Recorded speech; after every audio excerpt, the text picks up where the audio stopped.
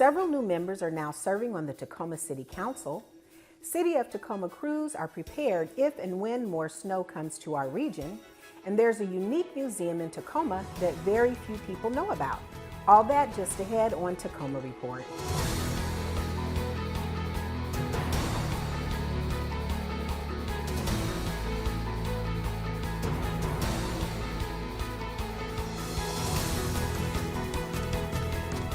Hi, and welcome to the first episode of Tacoma Report for 2022. I'm Laura Proctor. Along with celebrating a new year, the City of Tacoma also has some new council members. On January 4th, new Tacoma City Council members Sarah Rumbaugh, Kiera Daniels, and Joe Bushnell were sworn into their new elective offices. Newly re-elected council member Catherine Ushka and Mayor Victoria Wooders were also sworn in to start their second terms in office. The new members of the City Council now gives the City Council a female majority for the first time in its history. For more information on the Tacoma City Council, visit cityoftacoma.org. Jury trials at Tacoma Municipal Court have been suspended through February 1st. This is in response to a recent spike in COVID infections throughout the area. The front counter for the municipal court, which is located in the County City Building at 930 Tacoma Avenue South, is still open from 8:30 a.m. to 4 p.m. Monday through Fridays. You can also contact the court via email or with a phone call. Winter is here, and with it comes a variety of weather conditions, including snow, which fell over our area during the recent holiday season and lasted for several days. Stacy Elliford has more on how the City Street Operations Division prepares for possible winter weather. When a snowstorm is in the forecast, city crews set a plan in motion to deploy the snow fleet across Tacoma and continue snow operations throughout the storm event. Basically, we get the forecast from our local forecasters, and then we weigh that information, and then we decide on what we're going to staff for a snow and ice storm. Streets are plowed and de-iced on a priority level, with crews working to clear one lane of traffic in each direction. Nothing's changed this year. We still plow by primary, secondary, and then auxiliary routes, and we do ask that the public follows those routes when they're trying to get where they need to go during a winter weather emergency. During a storm, residents are encouraged to take public transportation if possible. Pierce Transit and the city work together to make sure transit routes are ready. We ask that the public takes public transportation or prepares themselves the night before that they know that the winter weather is coming. Make sure that their car is appropriately ready for winter weather. Be prepared this winter. Review the city's snow routes map and have a plan for whatever the weather may hold. For Tacoma Report, I'm Stacy Elliford. Visit the city's inclement weather page for more tips on winter weather preparedness. Tacoma power crews are using the calm before the next storm to prepare the power grid. Historically, January and February can bring major snow, ice, and wind events to the South Puget Sound, knocking down tree limbs and knocking out power. It's on the minds of Tacoma Power personnel, says Jim Boyd. Tree trimming crews have been out year-round in preparation, while line persons are using the break in the cold weather to make repairs to the power grid.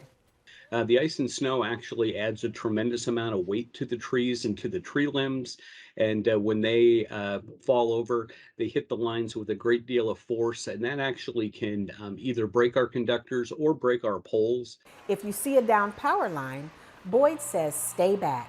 Assume the line has power running through it until the utility can ensure it's safe. Be extra cautious if that line happens to be touching something like a chain link fence, perhaps on a guardrail.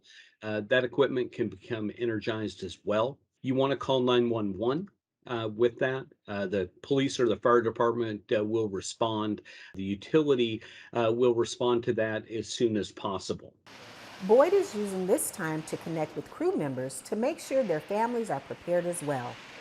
Tips that you can use include making sure you have a portable light source, food and water, and if you plan to use a generator in the case of an outage, make sure you know how to connect it properly. The City of Tacoma has established a temporary warming center at the Lighthouse Activity Center and will operate through the winter inclement weather season until March 31st.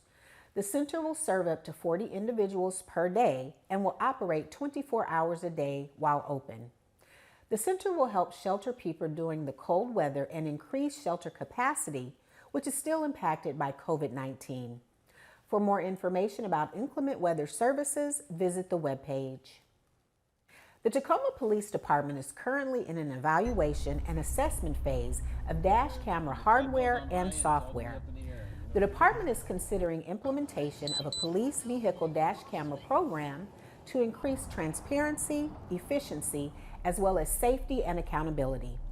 While reviewing cameras, out-of-service patrol vehicles will be fitted with the devices for assessment purposes, and no actual policing activity will be recorded by the system.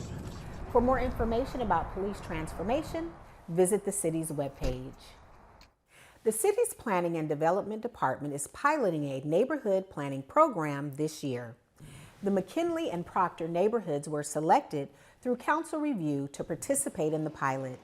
Community members are encouraged to participate in the planning process, which will consider how art, physical improvements, and other investments can contribute to healthier and sustainable communities.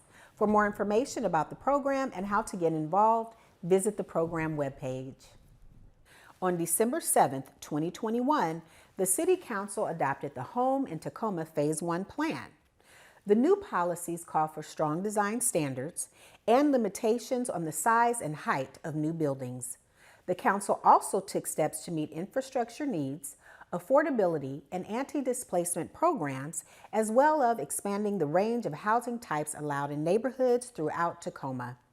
Home in Tacoma Phase 2 is expected to get underway early this year. For more information about the project and how to get involved, visit the city's webpage. Embedded within the City of Tacoma's Community and Economic Development Department since September 2016 is the Minority Business Development Agency, Washington Business Center. The U.S. Department of Commerce agency has served more than 580 established minority business enterprises in the Pacific Northwest region. If you're a minority business enterprise in need of assistance, visit mbda-tacoma.com. Nominations for the 2022 City of Destiny Awards are being accepted now through Monday, February 7th. These awards have been honoring local volunteers for the past 36 years.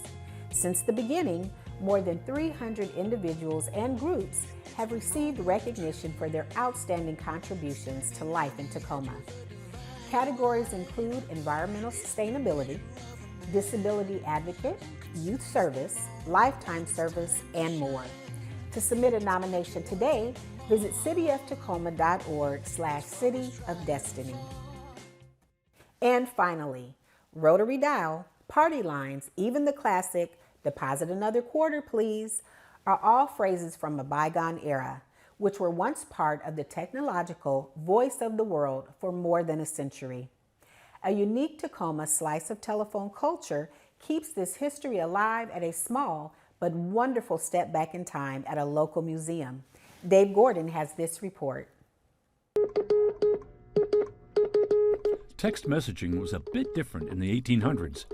Before the popularity of social media, the internet, and cell phones, the king of chat was the telephone. Hello? The telephone enabled us to be in contact with other people. Now you have a cell phone. It's in your hand or it's in your pocket. It's now in your hand. You're dialing the number. Whoa, did I just say dial? Tucked in the corner of the AT&T building is a little-known gem of communication history, the Tacoma Telephone Pioneer Museum. And this is a big part of everyone's journey through time. If you wanted to call out locally, that's where the operator sat. And you would come in as a little light because you dialed 0. And you would reach me. And I would answer, operator. The museum's manned by dedicated volunteers who bring years of experience from work in the telephone industry. Party lines were common back then, where you might have 2 people all the way up to 8 or 10. And I thought as a teenager, I'm going to be able to listen to all my neighbors. And I found that most conversations, boring. Docents provide tours and snippets of cool stories dealing with technology built decades ago that are the forerunners to cell phone technology today. In 1891, a gentleman named Almond Stroger who was a undertaker. All of a sudden he noticed he was losing people calling him, and he found out that a different undertaker had moved into his town, but his wife was an operator. So when people would call the operator and ask for undertaker, she was always making sure it went to her husband. So he said, I have got to find a way people can call me direct. And he was the one that developed what we called a step-by-step, where you could have a phone with a dial, and you could dial and get whoever you wanted. Ever answer a Mickey Mouse phone? Oh boy, a phone call! How about a teletype machine? Yep, there's one there too. You can even step inside a payphone booth and understand the hidden secrets of operator assistant calling. Also, each coin made a noise. So if they put in a quarter, it went thunk. If they put in a dime, it went ding ding. If they put in a nickel, it went ding. The history's there, and the museum is free. But you must make plans ahead of time by calling their number or logging onto their website. We're actually looking for people who are willing to come down here. We all volunteer once a week. So when you want to reach out and touch some telephone history, check out the Tacoma Telephone Pioneer Museum. From my temporary location at the Tacoma Telephone Pioneer Museum, I'm Dave Gordon reporting. The museum does have their website as well that has a lot of great information on what you'll find here when you come for a tour. That's all the time we have on this edition of Tacoma Report. A great way to find out about the services the City of Tacoma has to offer is by going to cityoftacoma.org. We leave you now with some beautiful lights and color from some of this year's installations on the Tacoma Light Trail in downtown Tacoma. Until next time, I'm Laura Proctor. Thanks for watching.